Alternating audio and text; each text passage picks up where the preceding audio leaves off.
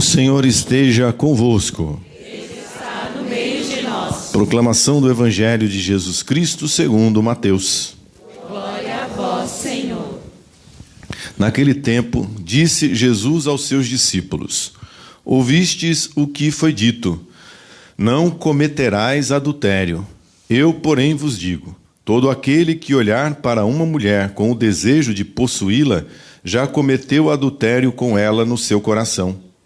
Se o teu olho direito é para ti ocasião de pecado, arranca-o e joga-o para longe de ti.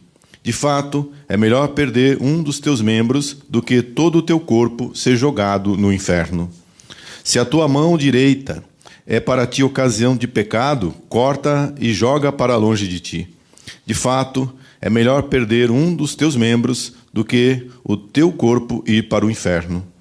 Foi dito também: quem se divorciar de sua mulher, dê-lhe uma certidão de divórcio. Eu, porém, vos digo: todo aquele que se divorcia de sua mulher, a não ser por motivo de união irregular, faz com que ela se torne adúltera. E quem se casa com a mulher divorciada, comete adultério. Palavra da salvação. Glória a vós, Senhor. Louvado seja nosso Senhor Jesus Cristo. Sempre seja louvado. Queridos irmãos e irmãs, olhar para a imagem de Santo Antônio, às vezes nos faz pensar e talvez até acreditar que ele passou um longo período nesse mundo. Não, foram apenas 35 anos. 35 anos de vida. E foi suficiente, esses 35 anos, para que ele se tornasse um dos maiores santos da nossa igreja.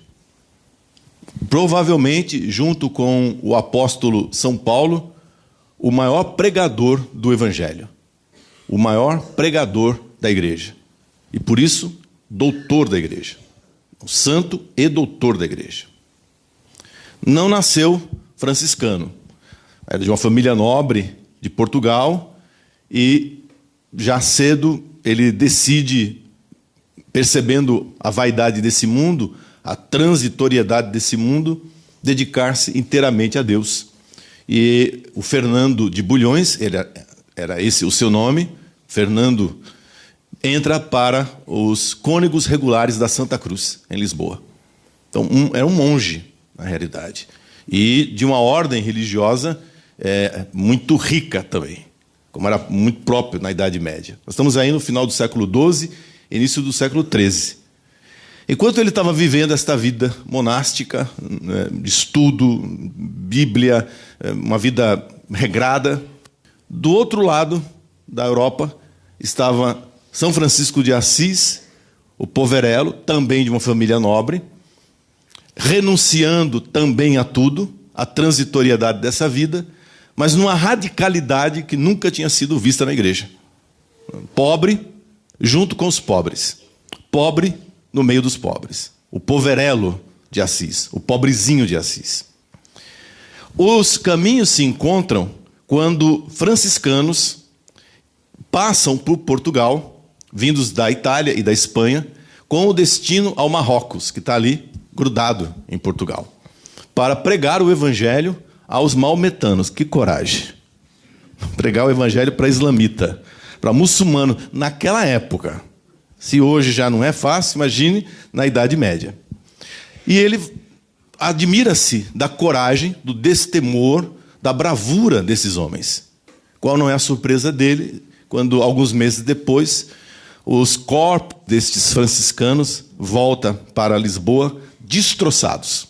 Não volta, os franciscanos, os frades não voltam. Quem voltam são os despojos, são as relíquias, os pedaços dos padres.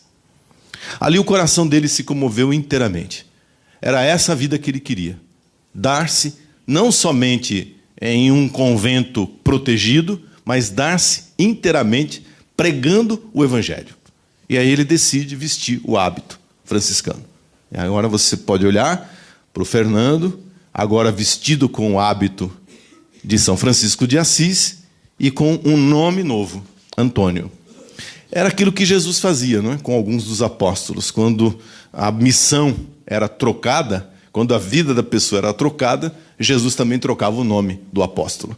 E aí está Antônio, decidido a ir pregar o evangelho para os maometanos, a continuar a obra que os franciscanos não conseguiram completar. Mas Deus tem planos para nós. Nós traçamos os nossos sonhos, os nossos planos, às vezes lindos e elevados. E Deus diz, não, você não vai para esse caminho. Uma tempestade faz com que o navio chegue às margens do sul da Itália. E ele vai, então, participar da primeira grande reunião de franciscanos com o próprio São Francisco de Assis.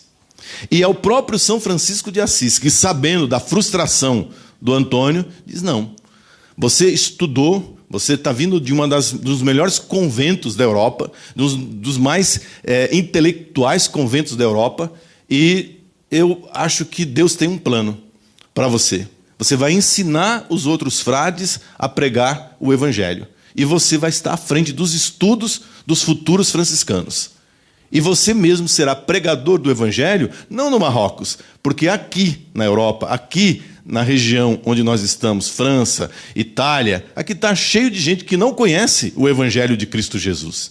Gente que se desviou do evangelho, da palavra, do verbo que é Cristo Jesus. Aí você olha para Santo Antônio, para a imagem, e você vê que ele sempre carrega o evangelho. Ali está, a Bíblia, onde Jesus, menino, se senta.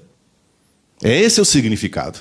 Ele é o pregador do evangelho, o pregador daquilo que é o centro do evangelho, o coração do evangelho, que é Cristo Jesus. Que para aquele que se acha alguma coisa, o evangelho é loucura, é incompreensível. Mas para aquele que se faz humilde, uma criança, como Jesus se fez carne, como Jesus se fez homem, como Jesus, sendo Deus, se humilhou, quem se rebaixa na presença de Deus e acolhe o evangelho como uma criança, esse se salva, esse recebe o evangelho. Então, essa foi a primeira compreensão de São Francisco de Assis ao dar a Santo Antônio essa missão. Você é um intelectual, mas agora você é um franciscano. Então pega essa intelectualidade toda que você aprendeu, que você estudou nos livros, e traduza com a simplicidade de um franciscano para que o povo entenda o evangelho. Não adianta você ter todos os estudos do mundo, né? Lá eu, falando de mim, 2 mestrados, preparando um doutorado, e chegar aqui na frente e começar a falar um monte de coisa que... interessante. Não é assim?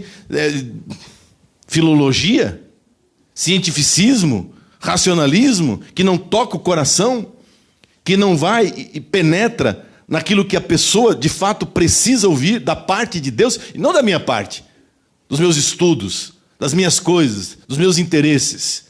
Vá, essa é a ordem de São Francisco de Assis, para Santo Antônio. Vá e pregue o evangelho de um modo que o povo entenda. Porque é disso que o povo sente falta. É por isso que o povo está se afastando da igreja. É por isso que as heresias estão se alastrando pela Europa. Não se esqueça, esse período do século XII, final do XII, início do XIII, é o século de terríveis heresias. Nós estamos falando dos cátaros, dos albigenses e de tantas outras heresias que estavam se espalhando pela Europa e dividindo o coração de Cristo, a igreja, o corpo de Cristo que é a igreja. E aí, com simplicidade, Santo Antônio vai, ensina os frades a pregar, ensina aos frades o evangelho, e ele próprio se coloca à frente para pregar. Agora, onde Santo Antônio chegava o poder do evangelho e chegavam os milagres do evangelho. Então, assim, o que seria comparável nos dias mais atuais? Padre Pio. São Padre Pio. Aquilo que nós vimos agora, aqui na década de 60, 50, 60, com o Padre Pio, na Idade Média, coloque assim, nós sabemos como o Padre Pio causava uma comoção, mas o Padre Pio estava fechado em um convento, não é? São Giovanni Rotondo, e dali ele não saía, era de um convento naquela mínima região, porque os padres e os bispos morriam de medo que ele saísse e com aqueles milagres, com aquelas coisas. Santo Antônio não tinha papa segurando ele não, viu? Santo Antônio não tinha bispo segurando ele não. Era bicho solto no mundo, pregando o evangelho e os milagres se multiplicando. A famosa chegada dele em Aniense, que quando ele vai pregar o evangelho para os albigenses e eles não escutam, e a cidade inteira fecha as portas, a cidade inteira, inclusive o ameaça, e ele vai pregar na praia.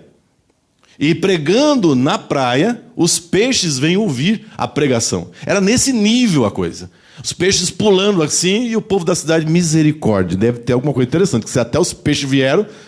Então, o povo é desgraçado, né? Não mudou nada, né? Evangelho ninguém quer ouvir, né? Mas aí os peixes começam a pular, a curiosidade é mais forte do que tudo. O povo vem para ver o espetáculo, o povo adora espetáculo. Aí eles acabam tendo que ouvir a pregação do evangelho. Acabam tendo que ouvir onde eles estavam se metendo, saindo da igreja e vivendo dentro de uma heresia. A cidade inteira se converte ao evangelho. A cidade inteira se converte a Cristo Jesus. No fim da vida, se você olhar de novo para a imagem de Santo Antônio, o centro da vida dele é Jesus, é a simplicidade do menino Deus. Você vai perceber que ele carrega nos braços um buquê de lírio. Essa é a vida de um homem que chega aos 35 anos de idade, puro, em profunda pureza de coração, em profunda castidade. Esse símbolo do lírio, às vezes é acompanhado também ali dos braços de Santo Antônio pelos pães que estão aqui embaixo. Não precisa estar em Santo Antônio não, porque está ali do lado. O povo trouxe bastante sacolas de pães. Uma pureza de vida que faz com que você se esqueça de você e se preocupe apenas com a dor do outro, com a dor do próximo. Essa foi a vida de Santo Antônio. De onde vinha essa pureza? Como é que você consegue viver num mundo sujo, contaminado de pornografia, de todo tipo de coisa suja, de maus exemplos, enfim, tanta... Isso não mudou nada, o mundo é o mesmo, viu? Os homens e as mulheres são as mesmas. A gente acha que no passado, o perdão da palavra, a sacanagem era a mesma. Se não fosse pior. Aquelas cidades podres da Idade Média, uma sujeiraiada, aquilo era terrível, entendeu? Isso que hoje a gente acha assim horroroso, aquilo crassava naquelas pequenas cidades. Como é que pode, não é? Um lírio de pureza permanecer um lírio de pureza no meio de um pantanal de sujeira? Porque os olhos de Santo Antônio estavam voltados para os pobres, ocupados com os pobres, ocupados em servir aos outros. Quando a sua vida está ocupada em servir a Deus, em servir aos pobres, em servir a quem necessita, a sua mente, os seus olhos, o seu coração não tem tempo para outra coisa. A sujeira passa ao largo, a podridão passa do seu lado. Vou dizer mais, você passa por dentro dela, sem sequer perceber, porque você está tocando o corpo de Cristo. Você está tocando o corpo de Nossa Senhora. Você está tocando o corpo da igreja, no pobre, no irmão, no necessitado, naquele que está perdido. Portanto, tua mente, teu coração, os teus olhos, não tem tempo para a sujeira. E ali está nos braços a pureza do lírio que ele preservou, a castidade de um lírio que ele preservou enquanto ele distribuía pães, enquanto ele distribuía caridade, enquanto ele distribuía amor aos pobres. Essa lição caia hoje em nosso coração, se derrame hoje em nosso coração, olhando as vestes do pobrezinho de Assis, que agora Santo Antônio enverga, veste.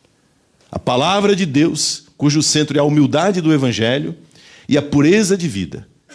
Que esta vida de Santo Antônio nos inspire, para que pelo poder da Eucaristia, que agora vamos celebrar, nós possamos viver.